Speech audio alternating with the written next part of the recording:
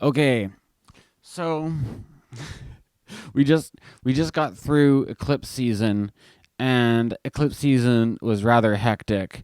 And I'm not gonna get into um, analyzing the eclipse season today. I was thinking about maybe looking back on some of the things that happened in retrospect, but to be honest, I'm just gonna move forward with things. And one of the things that I've been interested in is that I picked up this book, the Astronomica by Manilius, and I got this. I don't know, like maybe like 6 months ago or something, and I'm just sort of like over the last month or so, I've been sort of cracking into it a little bit more, and I think Manilius was more of a poet than a really like technical astrologer.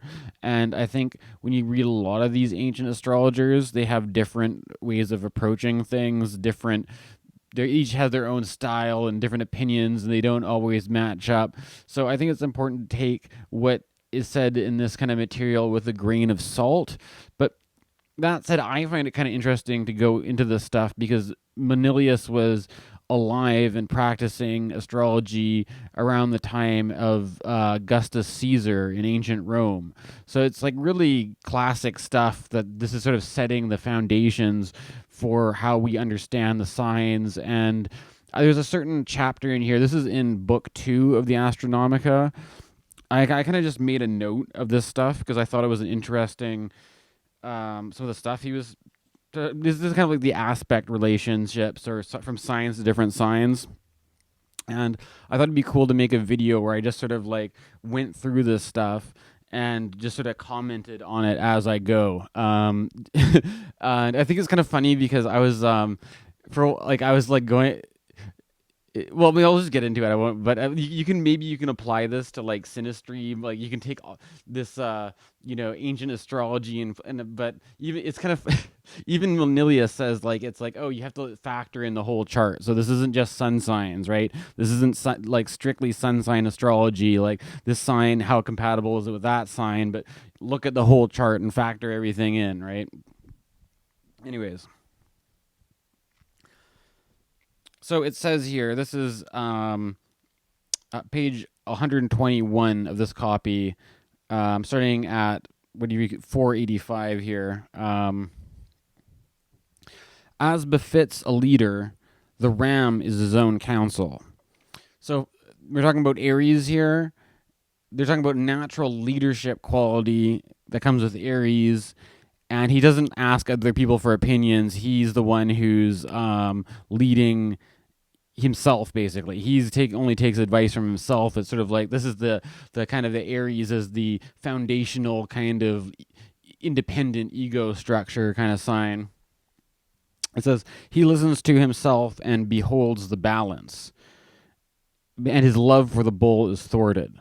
So the beholding the balance is that Aries is opposite to Libra, so he beholds Libra, meaning that they've got a direct kind of line of sight, like they're in contact with each other. And apparently, from this point of view, it's kind of interesting because he's not just like saying, there's a little bit more depth here than just saying that Aries and Taurus are in aversion to each other because they're one sign over, but he actually goes as far to say that Aries loves the bull, but it's thwarted. So it's kind of like, I don't know about any Aries Taurus relationships. I wonder if people can if that comes out or not. Who knows?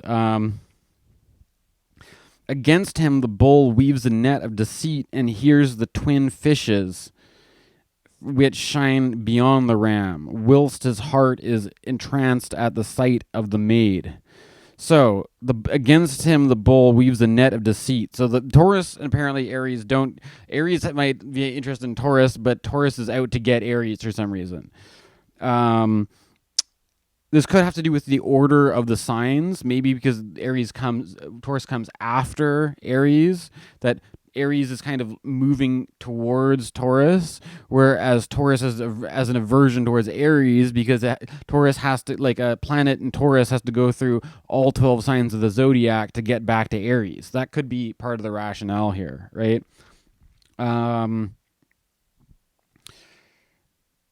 Against him, the bull weaves a net of deceit and hears the twin fishes. So if you look at the bull, and the twin fish is Pisces. That's a sextile aspect. That's a soft aspect. So there's that's just referencing the soft aspect there, which is harmonious between Taurus and Pisces. And the ram is it the twin, the bull weaves a net of deceit against the twin, against blah blah blah, whilst his heart is entranced at the sight of the maid. So that the trine from Virgo to Taurus, that they say Taurus is entranced by Virgo in a sense. So that the positive soft aspect is a strong attraction between the two earth signs. Thus thrilled once long ago and serving as Jove's disguise, he had borne Europa on his back as with her left hand she clutched his horn. This is sort of like the mythological thing about how Jupiter assumes different forms and gets into love affairs, and something like the myth of Europa. I'm not as up in my mythology to comment very well on this one, but people who know about mythology would probably have one up on me here. The hearing of the twins is drawn to the youth who pours for the fishes a never-ending stream. The hearing of the twins is drawn to the youth who pours for the fishes a never-ending stream. So the water pourer, Aquarius, is pouring the stream of Pisces, and Gemini is the twins, and the trine aspect between Aquarius and Gemini is a strong attraction from Gemini towards Aquarius, right?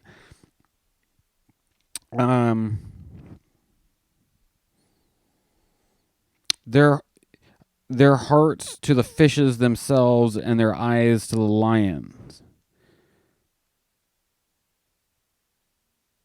The hearing of the twins is drawn to the youth who pours for the fishes a never-ending stream, their hearts to the fishes themselves, and their eyes to the lion. So the Aquarius has the eyes to the lion, right? Opposite Leo, opposite Aquarius. And there's something that, because I think Manilius seems to be suggesting here that the sign has a certain admiration for the one that comes after it. That they're saying that Aquarius has some kind of admiration for Pisces in succeeding it in the order. And I think that you can see that same pattern where it said that Aries had some sort of like a crush on Taurus, but Taurus didn't like Aries or something. And this way, Aquarius has some sort of fondness for Pisces, right? But whether that's mutually receptive, it wasn't the case with Aries. It doesn't really say what that's like for Pisces here. The crab and the sea goat sign placed opposite turn their eyes upon themselves. At one another strain with their ears, whilst the waterman is taken in by the wiles of the crab. So it's sort of like, well, most oppositions, they suggest there's a kind of you're kind of seeing eye to eye. In this sense, it says that the crab and the sea goat turn their eyes upon themselves, at one another strain with their ears, whilst the waterman is taken in by the wiles of the crab. So it's like the opposition between Cancer and Capricorn is not as much of a partnership. They're not really connecting as well, but it's actually, it's kind of interesting because he's suggesting, which would be, it's kind of funny because it would be an inconjunct or aversion aspect, that he's actually saying that there's a kind of a connection with the waterman being taken in by the crab, right? So it's actually like this is some sort of unconventional astrology as far as I'm aware, because normally people wouldn't be talking about Aquarius Cancer connections, but Manilius, he plays to the beat of his own drummer here, apparently, as far as I'm aware. But this is kind of like some interesting idiosyncrasies coming out, right? But the lion joins his gaze to that of the twins, and is hearing, for he too is the fierce star. This is all even crazier. The lion joins his gaze to that of the twins. Well, Gemini, I guess that's, if you think about it, Leo and Gemini would be a sextile, right? So there's another nice soft aspect there.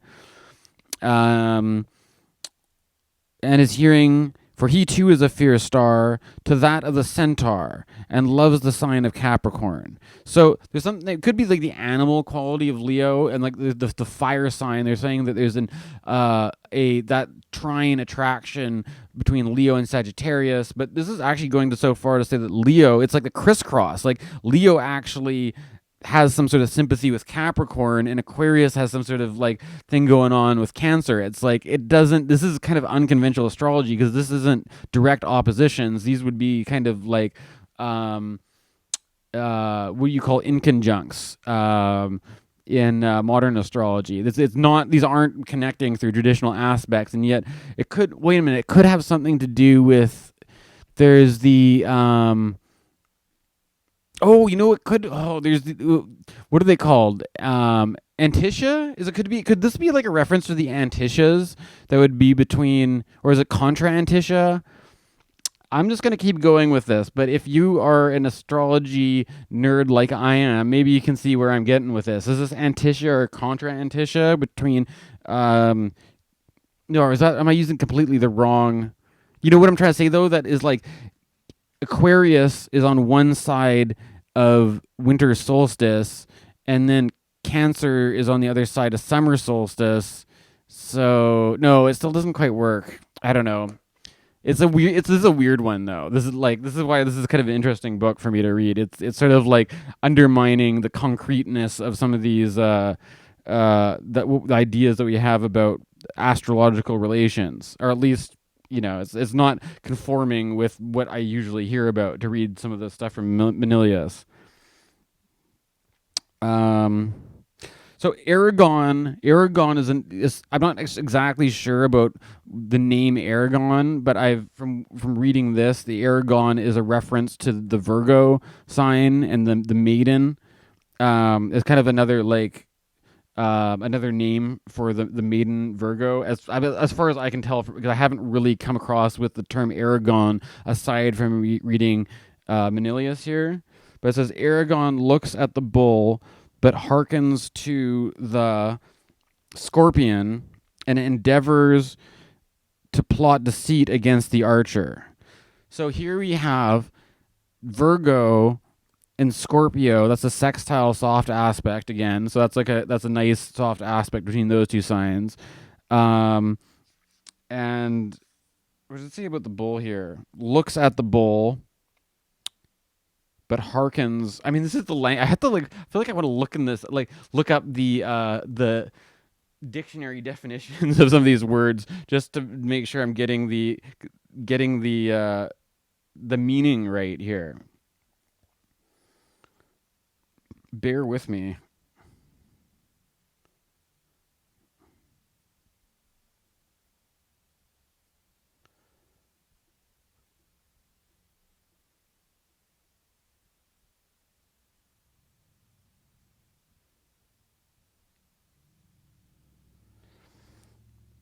Oh, yeah. Listen. That's all. Hearken just means listen. So Aragon looks at the bull, but listens to the scorpion. So they mentioned that before, that the bull has kind of an attractive relationship with Virgo because they're both earth signs. And the listening relationship comes from the soft aspect of the sextile here. But endeavors to plot deceit against the archer. Now, I wouldn't take this too literally because I've had a lot of Virgo friends and helpful Virgo people in my lives, and my mom's a Virgo. I mean, me and my mother don't always get along, but I mean, I don't. So I wouldn't. But there's some tension though between a Virgo and a Sagittarius. And I don't know if according to Manilius here, Virgo is actually endeavoring to plot deceit against the archer. So apparently I shouldn't be trusting Virgos, according to Manilius. But don't worry, Virgo, I won't take this too seriously. And I won't also relate to this too personally. That's why I'm not sure if this really always works for personal astrology, but it's kind of funny. The balance heeds his own counsel and has embraced with his gaze none but the ram, and with his heart the scorpion beneath. So Libra is the balance, and Libra apparently doesn't give a shit about anybody except for Aries, but is sympathetic towards Scorpio as well. So it's kind of interesting that Libra has an affinity to the two Mars sign, even though Libra. So there's a kind of like the Venus Mars kind of love relationship going on there. Um, the latter beholds the fishes and listens to her who is Libra's neighbor. I think that they're talking about Scorpio there. That Scorpio, being a water sign, gets along with Pisces, another water sign, and is in that listening relationship with Virgo. Could also be why I seem to have had a lot of Virgo friends or different Virgo people in my life. It could be my Scorpio stuff. That could be the Scorpio Virgo thing going on, maybe.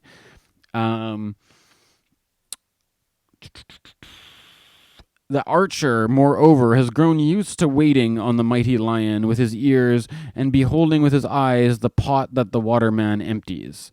He adores Aragon alone of all the stars. So it's kind of funny. This is so the stuff about, Sag and Leo, trine aspect, fire signs, that's pretty straightforward. Sextile aspect between Sag and Aquarius. So you can see the pattern keeping up here. But what's funny is that you've got a square between Sagittarius and Virgo. And while Virgo apparently, as we were saying earlier, is plotting deceit against the archer, it says here that the archer adores Aragon alone of all the stars. So that for some reason there's a mismatched relationship between Virgo and Sagittarius here, and which is interesting too because it's a square aspect. So it could be because if from Virgo to Sag, Virgo's in the superior position to Sag because Sag has to go through more of the zodiac to get to Virgo than Virgo has to do to get to Sag, if you understand what I'm saying. So that is what you create a superior square where Virgo's in the better position. And so Virgo might be pulling one over on Sag, whereas Sag is kind of I don't know, caught vulnerable to Virgo, who might be playing tricks on him or something. But I wouldn't take this literally, but it's an interesting thing to kind of ponder because it actually... it's a square, but it's not a I already did a video on squares about how squares are not mutually, it's not the same thing going either way, but one side has the superior thing on the other. But it's kind of funny because it's with the way Manilius talks about it, in another part of this book, Manilius talks about the squares as actually being more amicable than being conflicted, right? Typically, when we think about squares and hard aspects, we always think about I don't know, at least with modern astrology, it tends to be more about tension and conflict and things like that. Whereas Manilius, this is 2,000 plus years ago, talking about the square aspect being actually having some amicable feelings coming up in squares. Although, can you trust the person though? Maybe that's the part of it. It's not quite so. It might be a bit. It's interesting. But I like this book because there's more nuance and more detail, in the individual relationships between the signs, I find. And I'm just gonna carry on. Capricorn, on the other hand, turns his gaze upon himself. What greater sign can he ever marvel at? Since it was he that shone propitiously on Augustus's birth. So Manilius here, being an astrologer in the time of Augustus Caesar, is taking opportunity in the Capricorn part of this to suck up to Caesar and probably score some brownie points with the empire there, right? So I don't know if that's actually good astrology or if that's just trying to kiss ass, but that's kind of funny. And catches with his ears the height of the topmost Cancer. So this before they were saying that the Cancer and Capricorn didn't really listen to each other. Now he's saying that Capricorn maybe does sort of catch something from Cancer. So it's kind of a bit inconsistent at this point. And now to the twins does the waterman incline his ear. He is naked too. He worships the crab on high and contemplates the drawn bow of the archer. So we got a bit of repetition here. There's that strange thing where even though the Aquarius is opposite to Leo. Manilius is talking about Aquarius having something going, worshiping the crab on high. Aquarius not only just being sympathetic to the crab, or this isn't an aversion thing. This isn't not seeing the crab. He's worshiping the crab on high here, which is very strange because it's not a direct opposition between the two signs. So this is a bit of an idiosyncrasy here. That the fishes have fixed their glance upon the fierce scorpion and crave to listen to the bull. So the Pisces are somehow really engaged with the Scorpio, but they've got a desire for Taurus. The reciprocal connections which nature gave to the signs when she put them in their, or these are the reciprocal connections that nature gave to the signs when she put them in their positions. Men born of these signs display the corresponding feelings towards each other. Some they love to hear, and others they love to behold.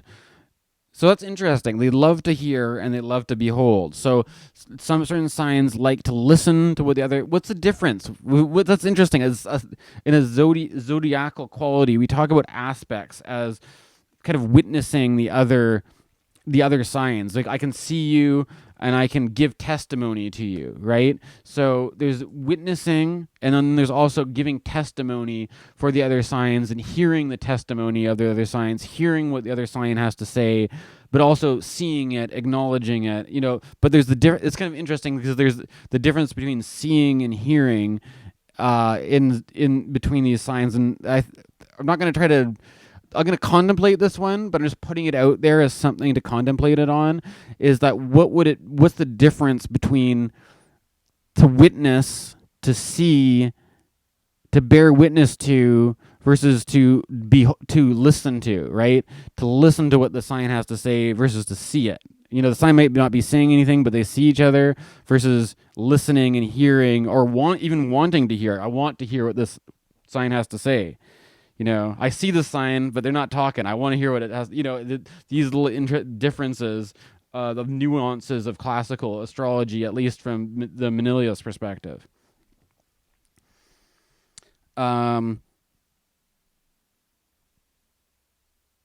They set traps for these and are ensnared by those. So then there's also the malicious relationships, setting out to trap one sign versus getting caught by another one, right? And I think I could keep going, but this is a 23-minute video here, so this is a nice one. I'll just take a break, and maybe I'll do a round 2 of this later on. Or I think this is a good, well, as not to exhaust myself, I'll take a break right now. Okay, I think I'm just going to continue on here now. I'm just going to keep reading. Now, there are trigons, alternate to trigons, which move in hostility to each other, and one of the two diameters leads them to war along opposed paths. Thus, the design of truth is consistent in every part. For indeed the ram, the lion, and the archer, allied trigonal signs, reject federation with the balance holder and all his trigon, a trigon completed by the twins and waterman pouring his stream. So basically, the trigons are talking about how each of the elements has 3 signs in a triangle format. And he's saying that there's a kind of the fire does not get along with air. Although it's kind of funny, I mean, like, it's a bit odd to me because, like, fire and air are sextile in opposition to each other, and they're both masculine. So, like, by that kind of, I would think that there would be a little bit more amicability between fire and air.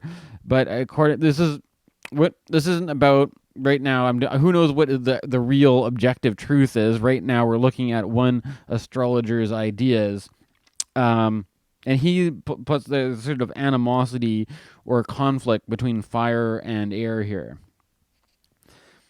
And a twofold reason compels us to admit the truth of this. Because the signs shine in diametric opposition, 3 against 3, and because of the eternal state of war between man and beast. And the beasts give way because intelligence prevails over brute strength. As one vanquishes the lion among the stars, it was the theft of his golden fleece that gave the ram his place in heaven. To part himself of the centaur gives way on account of his rear, to such an extent that his manliness restricted to man.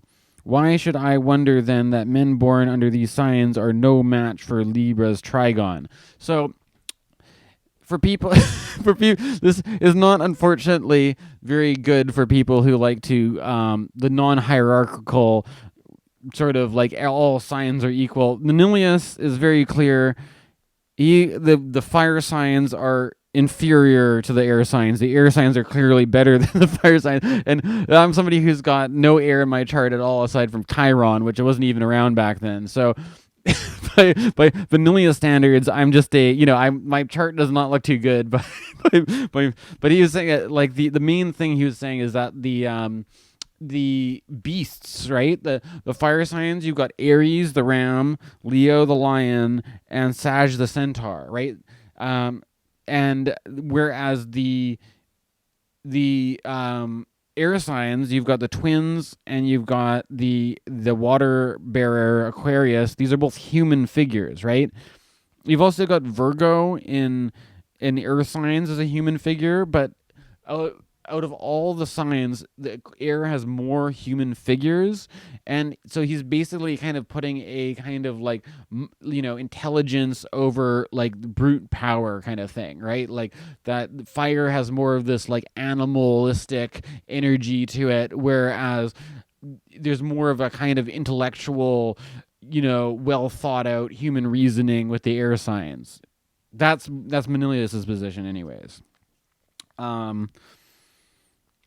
Nor is it that the only reason which imparts enmities to men and begets a race for mutual hatred and hostility, but alternate signs mostly abide in a state of antagonism, being rooted with evil sidelong stares, and because signs alternate to whatever signs are diametrically opposed and separated by 5 exchange confronting looks belong to the trigons of each. So one must not wonder if signs deny peace to those stars which possess trigonal relationship with their confronting signs. So he's basically saying that, like, he's talking about the opposition between signs, and you can kind of wonder here, like, between opposite signs, is it a partnership or is it a feud between enemies, right? Because if you look at the seventh house can mean partners, it can also mean enemies, it can mean opposites attract, but it could also mean opposites go to war against each other, right? So, and he was suggesting that maybe because, let's say, Sagittarius and Gemini are in opposition, that maybe Sagittarius is kind of in opposition towards all the other air signs on extent of that. Or like you could say that Aquarius and Leo are in opposition, so therefore Aquarius sort of doesn't get along with any fire signs because it has that primary opposition to Leo, right? Whether or not this is actually true, he sort of sounds like he's kind of speculating about it, right?